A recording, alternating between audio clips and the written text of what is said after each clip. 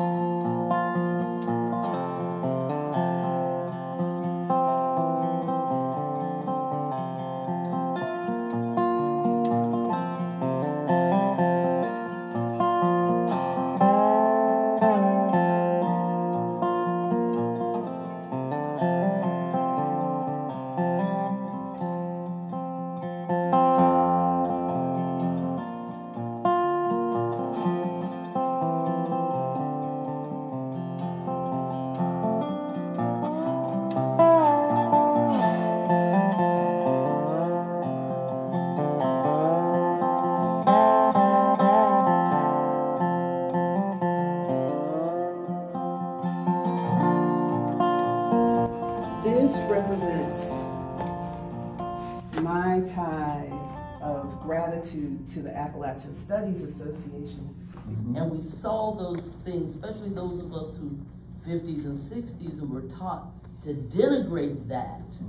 We didn't know that that was survival, that is the diaspora, that we've carried it in our bodies and at the DNA level. Where's my girl? At the DNA level. That's right. And it bubbles up.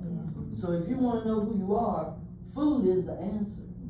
And there is no food in Appalachia that ain't been touched by Africa. No. Not any. No. Not any. So if people ask you that, you make sure you can't eat okra, you can't eat peanuts, you can't eat tomatoes, you can't eat collard. You can't eat in Appalachia without having some African in your body. So thank you. Trying to keep some energy in the room. Is this great thing that I saw and I posted on the Appalachian Arts Facebook page. It says, don't ask to pick my brain unless you're ready to pick your payment plan. Because we're taught as people, country folks especially, to be modest, but what we have is valuable. And before you start, especially, because it really applies to everybody, but it's insult to injury for people of color.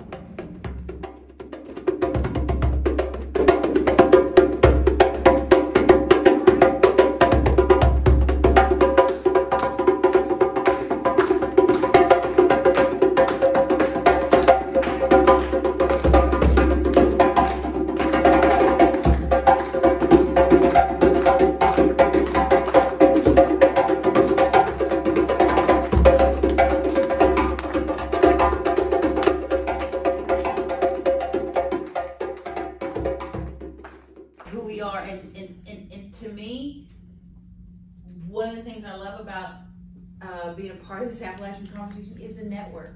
Things fly through the Appalachian network, like, you know what I mean? Like we really are connected in resources, just deciding what information we're going to put out on these highways. Dr. Tammy Haley with the School of Nursing at Appalachian State University, and I work together on 2 classes. If you aren't familiar with the Appalachian Teaching Project, it's a project that's sponsored by the Appalachian Regional Commission. It connects classes at colleges in the region with nonprofits that are working on various issues related to sustainable economic development in the region. So for this project, our classes worked with 2 community groups, the Watauga Riverkeeper and the New River Conservancy, and focused on the issue of microplastics in headwater streams in the Blue Ridge Mountains.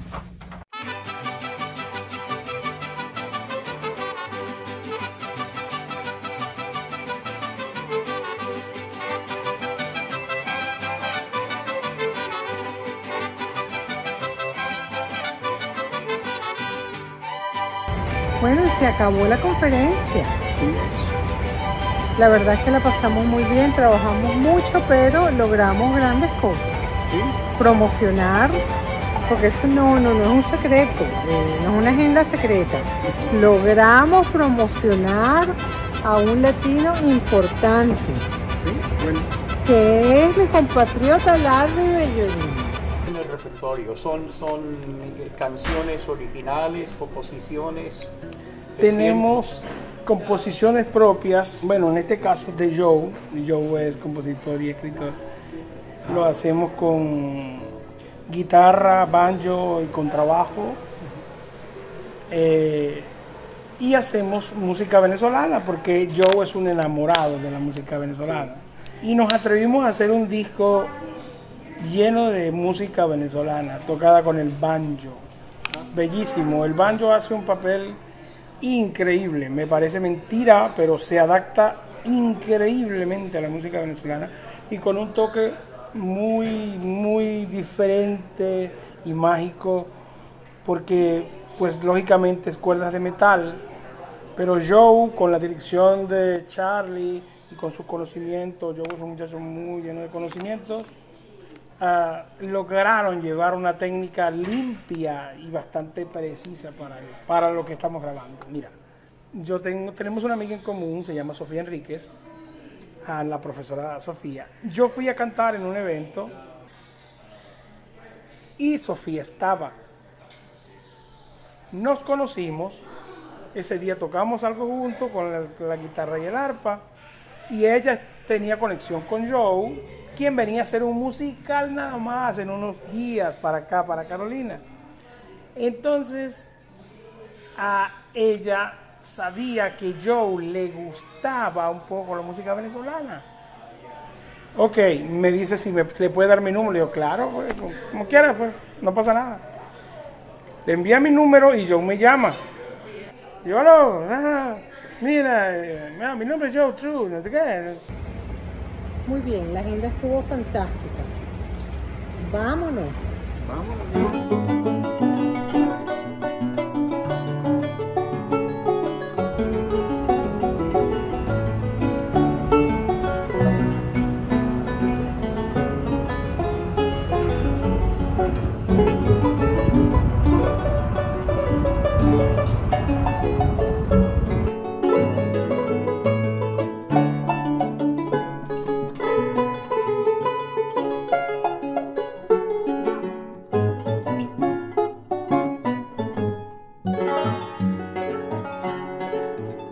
Cuando el amor llega así de esta manera, uno no se